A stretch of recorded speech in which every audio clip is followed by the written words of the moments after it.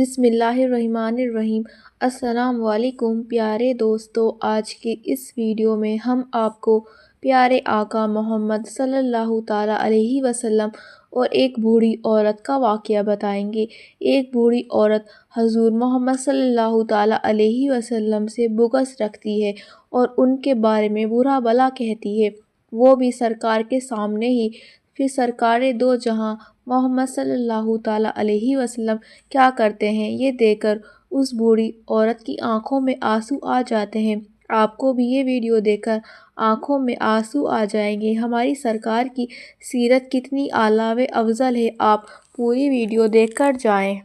جب اللہ کے رسول نے اللہ کا پیغام دنیا کو سنایا کہ اللہ کے سوا کوئی عبادت کے لائق نہیں ہے اور میں محمد اللہ کا رسول ہوں، یہ سن کر مکہ والے اللہ کے رسول محمد صلی اللہ تعالیٰ علیہ وسلم پر ظلم کرنے لگے، ان کی توہین کرنے لگے۔ لیکن اللہ کے رسول اللہ کے دین کے لیے ہر دکھ تکلیف کو برداشت کر کے اللہ کے دین کی طرف تبلیغ کر رہے تھے۔ ایک دن محمد صلی اللہ تعالیٰ علیہ وسلم نے دیکھا ایک بوڑھی عورت اپنا سامان باندھ کے اپنے دروازے پر بیٹھی تھی اور اس نے سنا تھا مکے میں کوئی جادوگر آیا ہے، وہ جس سے ملتا ہے اس کا دین چھین لیتا ہے۔ کہیں ایسا نہ ہو اس سے ملاقات ہو جائے اور وہ میرا دین چھین لے، مجھے یہ شہر چھوڑ دینا چاہیے۔ وہ بوڑھی سامان باندھ کر بیٹھی ہوئی تھی کہ آپ محمد صلی اللہ تعالیٰ علیہ وسلم اس بوڑھی عورت کے قریب سے گزر رہے تھے۔ اس نے دیکھا تو کہا، بھتیجے یہ سامان میرے سر پر رکھ دو۔ آپ محمد صلی اللہ تعالیٰ علیہ وسلم نے سامان اٹھایا تو دیکھا وہ گٹھری وزنی تھی اور وہ بوڑھی کمزور تھی، تو آپ فرمانے لگے، اماں یہ سامان تو بہت بھاری ہے، آپ بوڑھی ہو چکی ہو، اگر آپ کو اعتراض نہ ہو تو کیا میں آپ کا سامان اٹھا کر آپ کی منزل تک پہنچا دوں؟ تو بوڑھی عورت آپ سے مسکرا کر کہنے لگی، اے نوجوان، اس سے بڑی مہربانی کیا ہوگی؟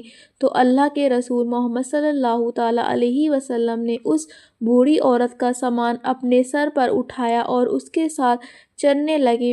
آپ محمد صلی اللہ تعالیٰ علیہ وسلم اور وہ بوڑھی عورت ساتھ ساتھ چل رہے تھے، تو اتنے میں وہ بوڑھی عورت آپ صلی اللہ تعالیٰ علیہ وسلم سے کہنے لگی کہ اے نوجوان، میں تمہیں بھی یہی نصیحت دیتی ہوں کہ یہ شہر چھوڑ کر چلے جاؤ، یہاں کوئی جادوگر آیا ہوا ہے جس کا نام محمد ہے، اپنے آپ کو نبی کہلواتا ہے اور ہمارے خداؤں کو جھوٹا کہتا ہے، اور اے نوجوان، اس کے لبوں سے نکلنے والے لفظوں میں اتنا بڑا جادو ہے کہ جو بھی اس کی باتوں کو سنتا ہے اس کا ہو جاتا ہے، اس پر ایمان لے آتا ہے۔ اور وہ بوڑھی عورت کہنے لگی، اے نوجوان شخص، میں نے اپنی پوری زندگی اپنی بتوں کی عبادت کی ہے، میں یہ نہیں چاہتی کہ آخری وقت میں اپنے خداؤں سے غافل ہو کر اس جادوگر کی باتوں میں آ جاؤں۔ اس طرح پورا راستہ وہ بوڑھی عورت اللہ کے رسول محمد صلی اللہ تعالیٰ علیہ وسلم کی توہین کرتی رہی اور برا بھلا کہتی رہی،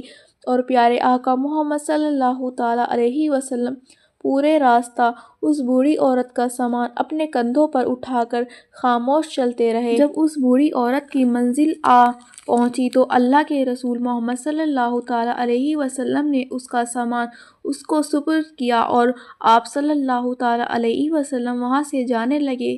تو وہ بوڑھی عورت پوچھنے لگی، اے نوجوان، کون ہو تم نے اپنا نام تو بتایا ہی نہیں؟ تو حضور پاک محمد صلی اللہ تعالیٰ علیہ وسلم نے فرمایا کہ اماں، نام میں کیا رکھا ہے، آپ کا کام ہو گیا، بس یہی شکر ہے۔ پھر سے بوڑھی عورت کہنے لگی، نہیں نہیں، تم اپنا نام بتاؤ، میں اپنے گھر والوں کو بتاؤں گی کہ ایک نوجوان ایسا بھی ملا تھا جس نے میری مدد کی۔ تو اللہ کے رسول محمد صلی اللہ تعالیٰ علیہ وسلم نے کہا، ماں، پورا راستہ جس محمد کی تم توہین کر رہی تھی، جس کو تم برا بھلا کہہ رہی تھی، وہ محمد میں ہی ہوں۔ بوڑھی عورت نے جیسے ہی آپ کے چہرے کا نور دیکھا اور آپ کے اخلاق کو دیکھا تو وہ آپ محمد صلی اللہ تعالیٰ علیہ وسلم کے قدموں میں گر گئی اور کہنے لگی، میں نے اپنی پوری زندگی میں آپ جیسا شریف انسان نہیں دیکھا، آپ کے چہرے کا نور بتاتا ہے، آپ کا اخلاق یہ گواہی دیتا ہے کہ آپ کبھی جھوٹ نہیں کہیں گے۔ اگر آپ یہ فرما رہے ہیں کہ آپ اللہ کے رسول ہیں تو یقیناً یہ سچ ہوگا۔ آپ مجھے معاف کیجیے گا۔ اور اسی وقت وہ بوڑھی عورت آپ محمد صلی اللہ تعالیٰ علیہ وسلم کی نبوت کی گواہی دے کر کلمہ پڑھ کر مسلمان ہو گئی اور وہ بوڑھی عورت واپس آ کر مکان میں رہنے لگی۔ سبحان اللہ۔ تو یہ ہے دوستو پیارے آقا محمد صلی اللہ تعالیٰ علیہ وسلم کے اخلاق کی دشمن بھی آپ کو دیکھ کر آپ کی نبوت، آپ کی شرافت کی گواہی دینے لگے۔